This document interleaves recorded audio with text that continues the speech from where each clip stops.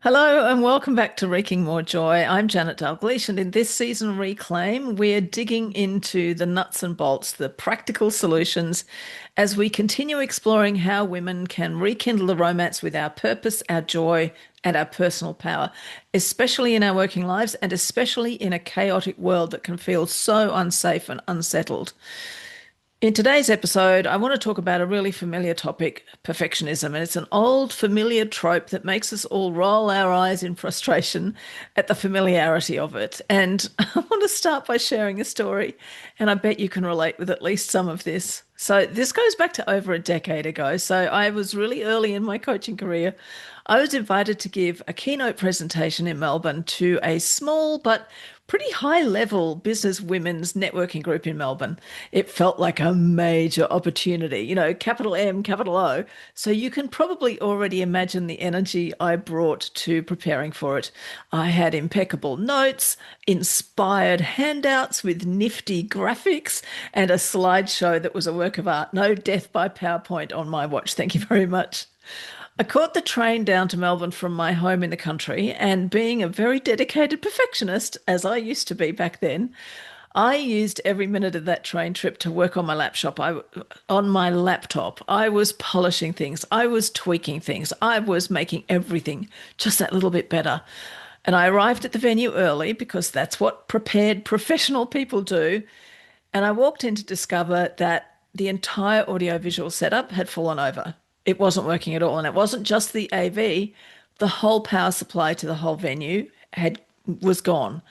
And there was no prediction about when it might come back. So there's no microphone, no way to project my beautifully crafted video enhanced slideshow. It was so snazzy. And of course, no notes on my laptop because I had completely flattened the battery doing all that polishing on the train.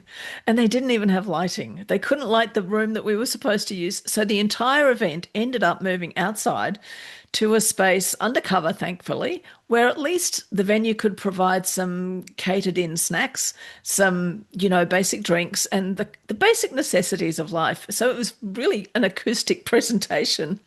And in this far more informal setting, which was less TED talk and more Saturday afternoon at the pub, I stood up in front of this group of very professional, accomplished businesswomen and just spoke off the cuff. Because here's the thing.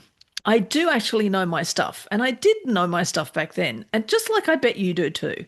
And thanks to a 20-year career as a professional performer, I have had plenty of practice at being thrown in the deep end and thinking on my feet. So that's what I did. It was loose. It was more conversational than I'd planned. It definitely wasn't what I'd prepared. I forgot some essential parts and I got drawn into rabbit holes that I didn't plan on. And of course, I know you know how this story is going to end. They loved it. They loved it all. The feedback was warm. The conversations afterwards that were really rich. And more than one person said it was one of the best sessions that this particular group had ever hosted. And I know that a little part of that was their appreciation for how I and the group organisers, the people who'd organised the event, how we kind of improved a solution to having no power for the event. But honestly, all of that work, all of that preparation, all of those hours on the train making it more perfect, and the version that actually landed was me at 80%. It was unprepared, battery flat, notes free, bits missing, extemporizing from my heart. And on that occasion, I learned two really important lessons. One is that my 80% is more than enough. And sometimes it's even better than my perfect. And two, sometimes perfectionism will literally kill your battery and sabotage your stuff. So these days, I do travel with a power pack and a laptop with significantly more battery life because I don't love that much of the unexpected. But the lesson stayed with me. And I want to explore a story about perfectionism that we have been sold that may not be true. First of all, and again, this may not come as a surprise for you to hear me say this. Perfection is not a character flaw, and it's not a form of self-sabotage. It's not a sign that you're doing it wrong or that you're broken. It's actually a really well-designed survival strategy.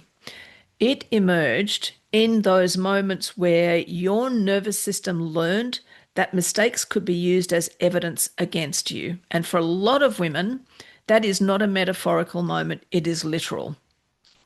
We have all entered workplaces, professions, industries, and systems where one error can be cited as proof that the doubters were right, that maybe people like us shouldn't be here after all.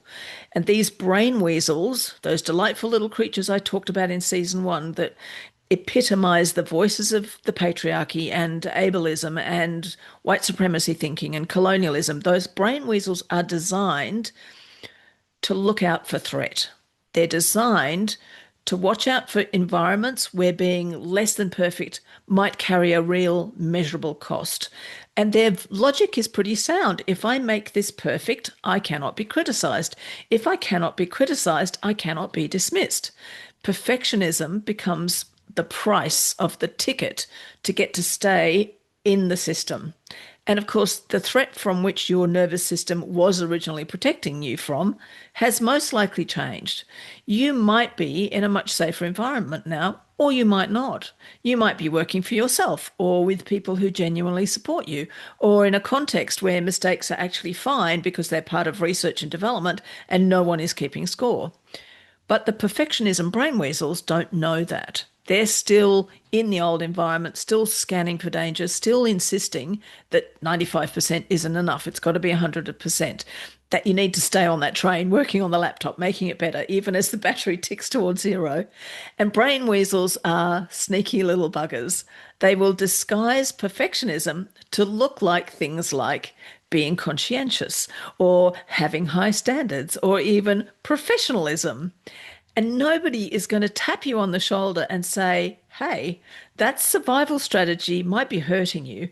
And you could maybe have half-assed this and it would have been fine.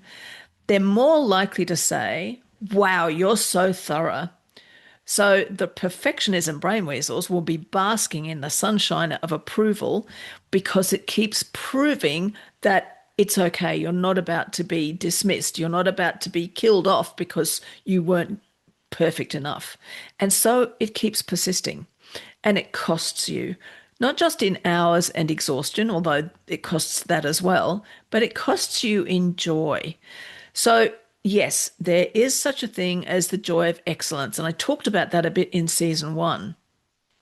But there is very little joy available in an ongoing, endless pursuit of being good enough to feel safe because the goalpost of safe keeps moving.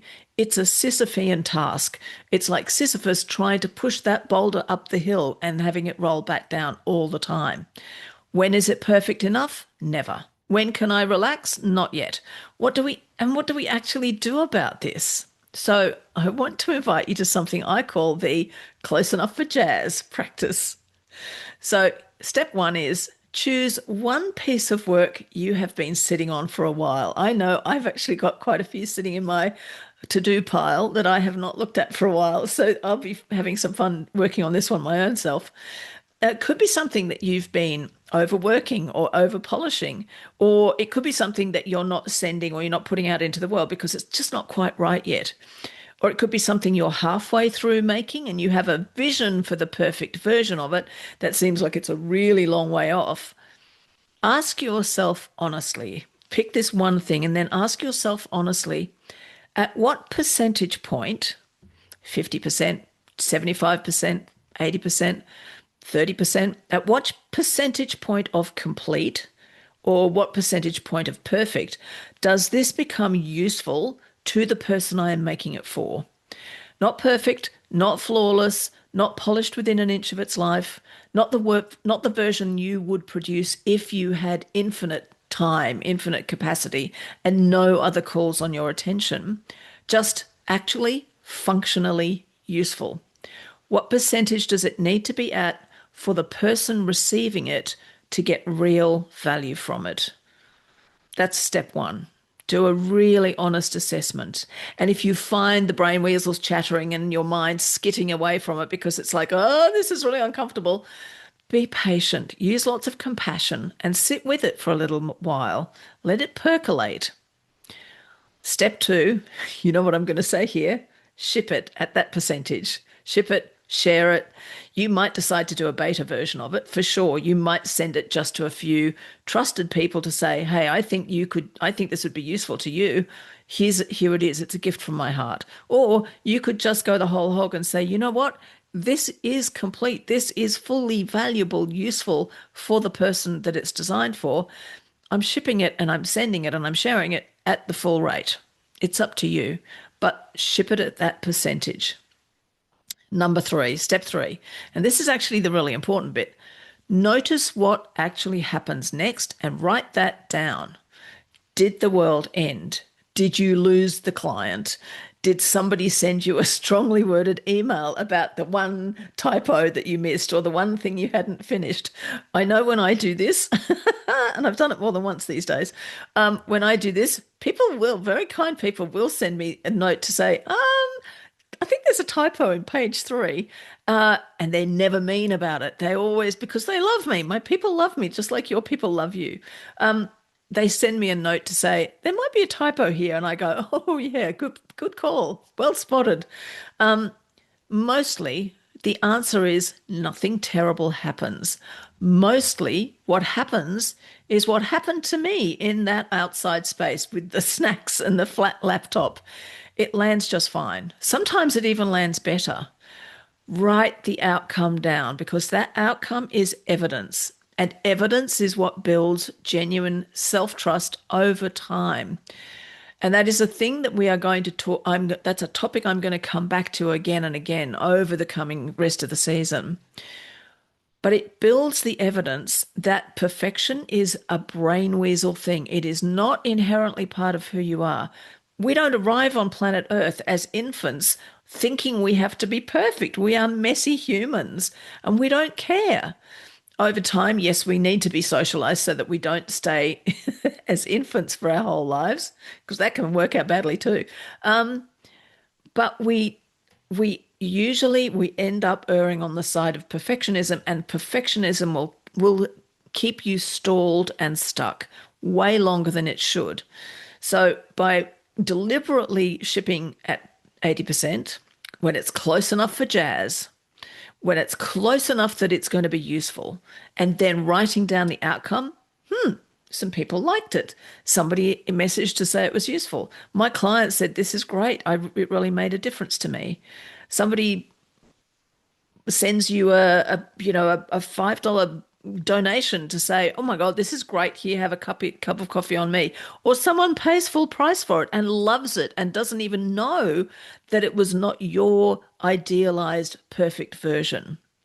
Any of those things can happen. So I'd love for you to try that. Give me a shout. Let me know how it goes in the comments because I love collecting stories about these kinds of experiments.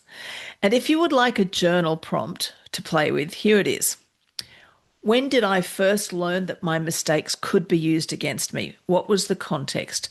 What would it mean if I could go back with everything I've learned since then, all my maturity and skill and confidence?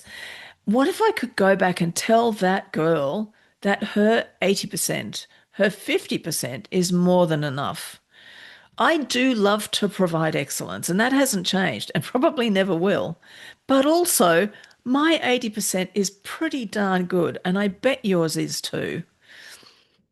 So if you enjoyed today's episode and you'd like to explore a little deeper, you can always come visit me on my website. I'll pop a link in the show notes.